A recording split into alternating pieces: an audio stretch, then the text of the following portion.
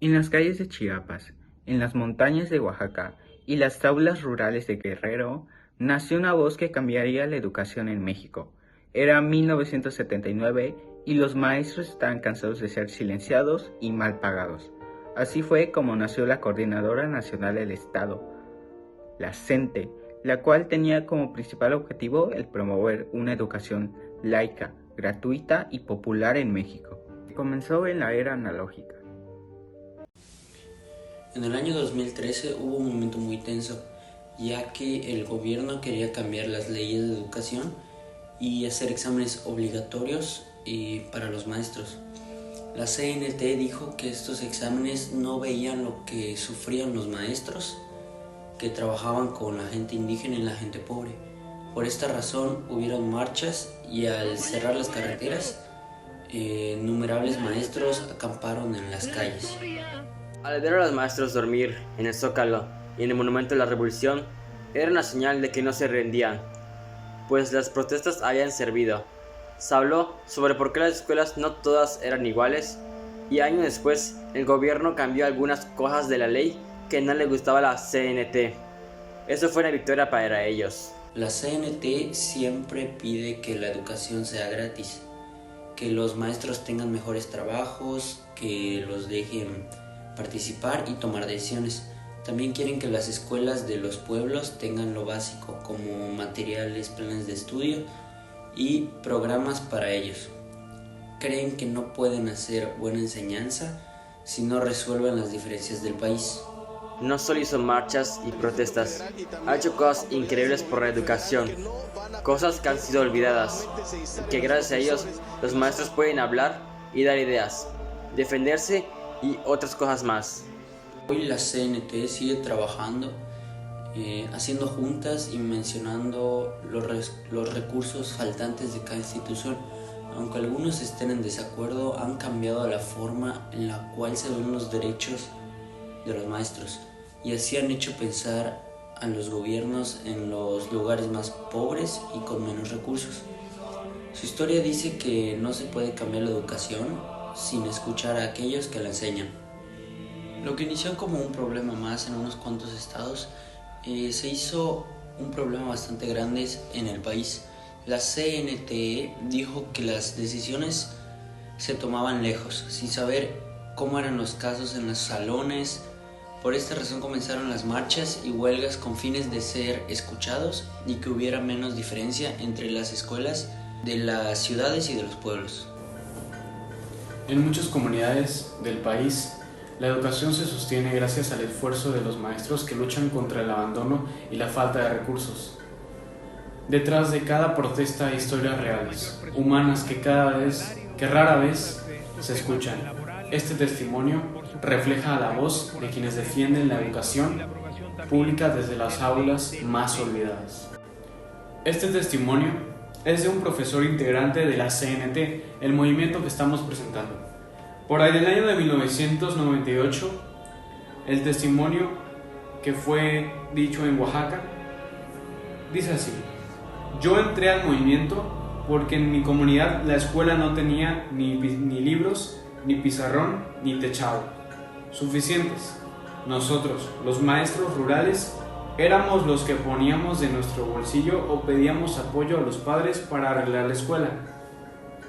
Mientras tanto, desde la Ciudad de México nos exigían cumplir programas que no se adaptaban a nuestra realidad. La CNT nos dio voz. Aquí no solo es protestar, es defender la educación pública. Para nosotros enseñar no es un negocio, es responsabilidad social. Por eso marchamos, porque sin presión el Estado nunca escuchará. En el testimonio que acabamos de leer, observamos algo más que una queja. Vemos el corazón de un maestro que decidió no rendirse. Él nos muestra cómo en muchas comunidades la escuela no era solo un lugar para aprender, sino un espacio construido con esfuerzo y con manos de esperanza.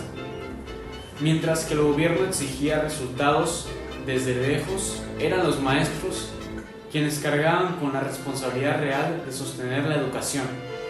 No lo hacían por obligación, sino por compromiso, con sus alumnos, con sus familias y con su comunidad.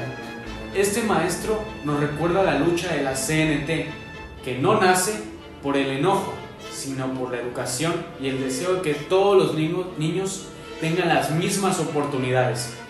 Marchar, organizarse, levantar la voz fue la manera de decir: no queremos privilegios, queremos justicia. Su testimonio es una invitación a mirar la educación como lo que es, un acto profundo de humanidad.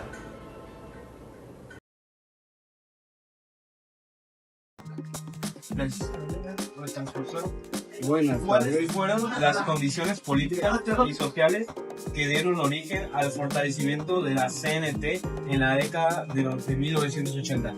Bien, no olvidemos que en 1980 la población estaba inconforme con los gobiernos priistas, y en ese contexto el gobierno prácticamente tiene que buscar el apoyo en las grandes corporaciones, y uno de ellos era precisamente el de los maestros. ¿Cuáles son las principales demandas históricas de la CNT desde los años 80 hasta la actualidad? Históricamente, para bien o para mal, lo que ellos han pretendido siempre es el aumento de salarios y el control. Ahí es donde viene el aspecto negativo, y el control de las plazas de los maestros. Esto es, que el sindicato quiere controlar las plazas de los maestros, lo que a la larga redunda en una deficiente educación. Por último, ¿cómo ha influido los movimientos de la CNT en la política educativa nacional? En primer término, ha influido mucho, porque a veces ellos son los que marcan o guían las reformas que se llegan a hacer, y prácticamente en ocasiones el gobierno tiene que pedirle a ellos su consentimiento, su anuencia para cualquier reforma educativa que se pretenda dar. Y esto, como cité anteriormente, llega a perjudicar la calidad del proceso de enseñanza-aprendizaje. Bien, muchas gracias. ¿Nada? Lejos de ser una agrupación constituida solo por activistas sindicales, la CNT demostró ser un instrumento de la lucha de la base magistral. Sin duda, una de las mejores hazañas logradas por la CNT fue la multitudinaria manifestación en Ciudad de México, aquel histórico 9 de junio de 1980, con más de 150,000 maestros en las calles. Es recordado por las diversas protestas que en ese año obligaron al Estado y a los charros a ceder en un aumento salarial del 22%, siendo el primer triunfo de la coordinadora. Así de intensos fueron los primeros años de la CNT.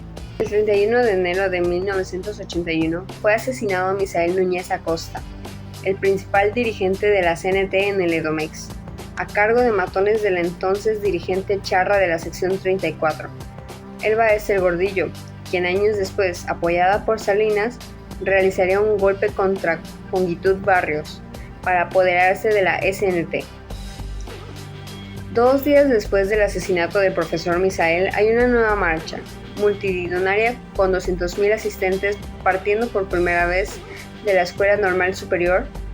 40,000 maestros de los estados arriba mencionados realizaban un plantón. La CNT consiguió en cada uno de ellos, de estos estados, se dieran 5 carteras ampliadas en los comités seccionales. A partir de la implementación de la reforma educativa impulsada en el año 2013, surgió un renovado movimiento de resistencia por parte del magisterio, el cual se ha mantenido activo y en constante lucha hasta el día de hoy. Desde 1980, los movimientos magistrales de la CNT se han caracterizado por su valiente y constante lucha contra las políticas gubernamentales, la defensa de los derechos laborales y las exigencias de mejoras salariales. Sus manifestaciones son reflejadas como huelgas, marchas y plantones que han puesto en aprietos a los grandes poderosos que han atentado contra los derechos laborales y el salario justo. Estas protestas a menudo terminaron en peleas físicas contra la policía y miembros del gobierno, pero la CNT nunca se detuvo y siempre abogó por el derecho a un buen ambiente y trato laboral.